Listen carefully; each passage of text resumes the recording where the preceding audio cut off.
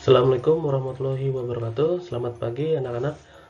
Hari ini kita memasuki pembelajaran pertama ya untuk subtema 3, tema 3. Kali ini coba kalian simak baik-baik video yang Bapak buat. Terbilangnya susah payah ya untuk membuat satu video. Oleh karenanya kalian harus menyimak video ini baik-baik, perhatikan baik-baik sebagai ganti pembelajaran yang ada di kelas ya, karena sekarang kita sedang belajar daring online.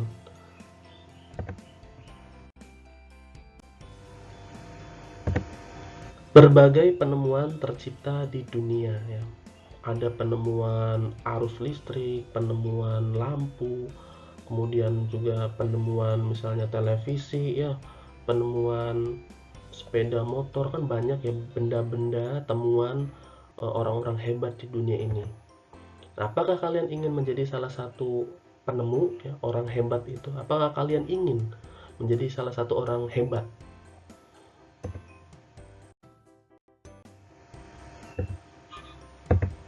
Tapi Pak, ya mungkin jawaban kalian seperti ini. Tapi Pak, saya tidak pintar. Saya pasti tidak bisa menjadi orang hebat. Nah, jawaban kalian mungkin seperti itu ya, pesimis duluan. Saya tidak bisa Pak, susah Pak untuk bisa menciptakan misalnya pesawat, itu untuk bisa menciptakan kapal selam, itu susah Pak. Saya tidak bisa menjadi orang yang hebat seperti Thomas Alva Edison ya, Michael Faraday, tidak bisa Pak. Jangan lupa loh, Edison ya, Thomas Alva Edison itu dulunya dianggap bodoh, bahkan tidak tamat sekolah ya. Yang mengajarkan Edison itu dulu ibunya. Setelah Edison putus sekolah, yang memberi pelajaran untuk Edison itu ibunya di rumah ya. Tetapi Thomas Alva Edison buktinya bisa menjadi penemu bola lampu ya, lampu pijar pertama di dunia. Itu penemuan yang luar biasa dan kita rasakan manfaatnya sampai saat ini. Jika Edison bisa, kalian juga pasti bisa. Nah, sekarang Baba akan memperkenalkan kalian dengan penemu jenius dari Indonesia. Ada satu orang yang dianggap paling jenius dari Indonesia yang penemuannya ini menjadi sangat heboh ya, sangat dibangga-banggakan oleh seluruh orang di dunia, terutama dia dari Indonesia. Siapakah penemu itu? Nah, ini ya. Jika melihat fotonya, kira-kira kalian mungkin ada yang mengenal beliau. Ya, beliau ini lahir di Parepare ya, salah satu daerah yang berada di Sulawesi Selatan pada tanggal 25 Juni 1936. Artinya lahir sebelum Indonesia merdeka. Beliau adalah presiden ketiga Republik Indonesia. Jadi pertama itu adalah Soekarno, presiden kedua adalah Soeharto, dan beliau adalah presiden ketiga. Siapa namanya? Ya, Profesor ya, Dr.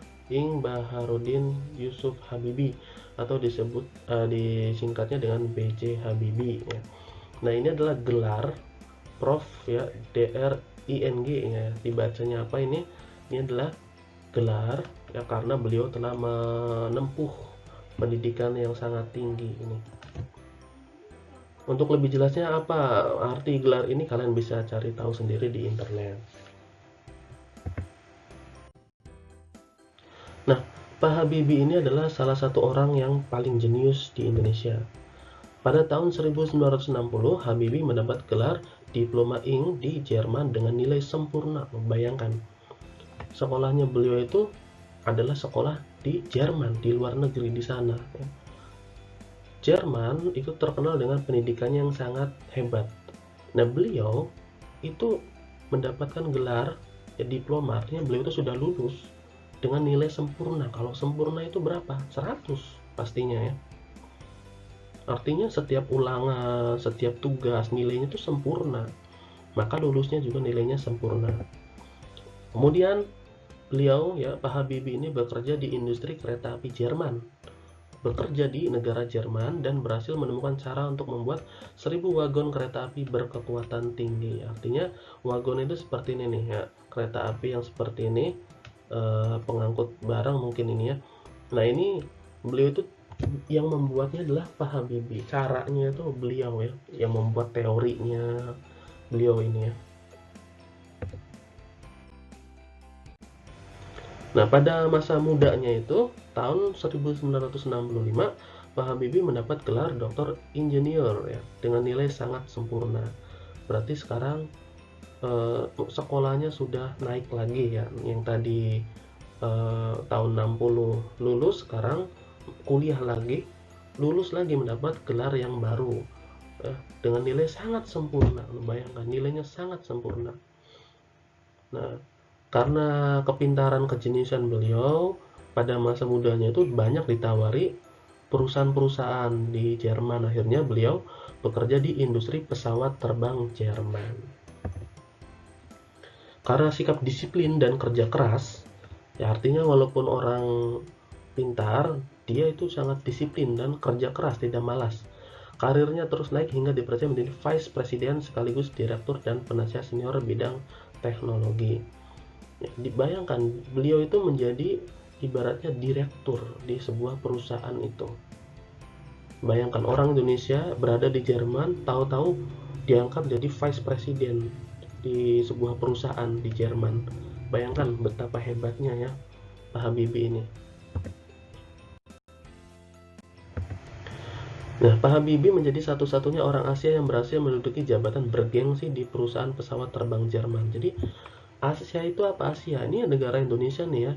Kemudian di sini ada India, Cina, Rusia, Jepang, ya Turki. Nah, dari seluruh ya berapa miliar ya mungkin ya berapa ratus juta atau berapa miliar orang yang ada di Asia ini, di berbagai negara ini, hanya Pak Habibie yang berhasil menduduki jabatan bergengsi tadi Vice President ya di perusahaan pesawat terbang Jerman.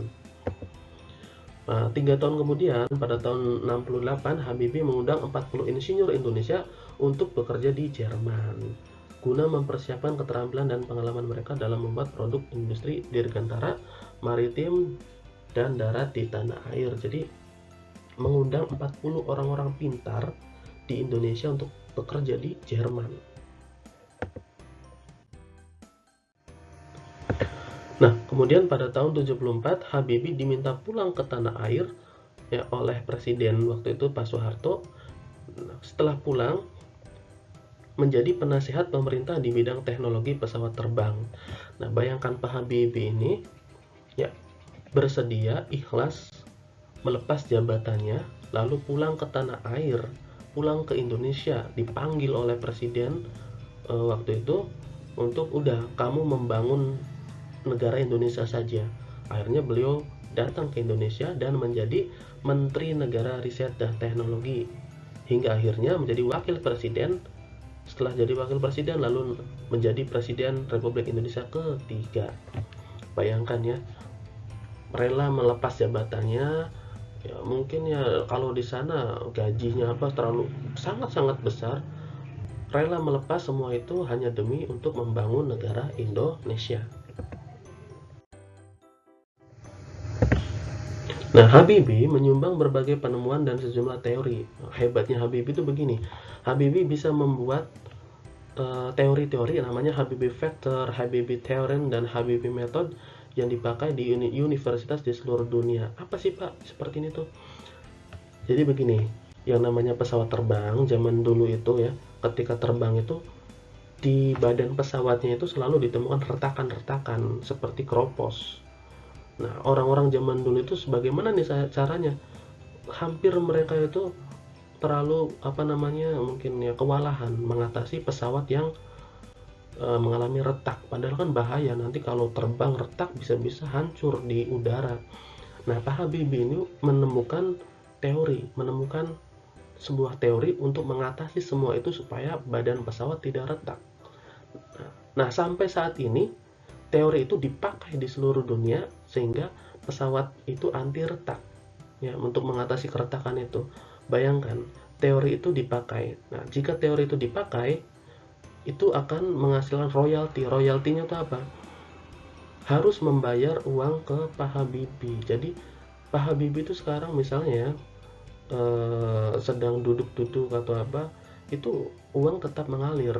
Karena apa? Royalti beliau, teori beliau itu setiap satu pesawat itu harus membayar ke Pak Habibie karena memakai teori beliau. Ya. Nah, saking kejeniusan beliau ini sangat-sangat tinggi ya. Beliau dijuluki sebagai Mr. Crack karena menemukan rumus untuk menghitung cacat badan pesawat terbang. Sehingga pesawat terbang sekarang itu kuat-kuat itu berkat jasa beliau. Ia juga menerima banyak penghargaan ya dari berbagai negara. Jerman, Inggris, Swedia, Prancis. Ya, ini sangat hebat sekali.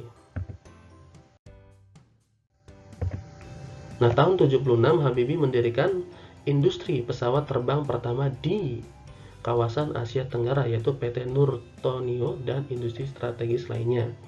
Pesawat terbang bikinan Indonesia waktu itu pertama. Indonesia bisa membuat pesawat terbang sendiri ternyata. Ya, tidak hanya pesawat terbang, beliau juga membuat industri untuk membuat misalnya senjata, amunisi, kapal, tank, panzer, water cannon, kendaraan RPPM ya dan lain sebagainya. Pokoknya tentang kendaraan dan juga pesawat terbang, beliau ahlinya. Nah, selain itu Habibie secara tidak langsung ikut terlibat dalam proyek perhitungan dan desain helikopter, pesawat tempur, multifungsi, beberapa peluru kendali seperti peluru kendali itu menggunakan remote control lah gampangnya gitu ya. Menembakkan peluru tinggal pakai remote control. Dan satelit di tingkat dunia. Ini apa namanya? Jet eksekutif ini ya termasuk buatannya Habibie nih. Menggunakan teori Habibie juga. Nah, setelah pembahasan panjang lebar itu ya, kini Bapak Habibie itu telah tiada. Beliau telah dipanggil oleh Sang Maha Kuasa. Tapi pasti akan ada penerus yang mewujudkan impian beliau. Apa impian beliau? Mengembangkan industri pesawat terbang di Indonesia. Supaya Indonesia itu bisa membuat pesawat terbang sendiri, bisa mandiri.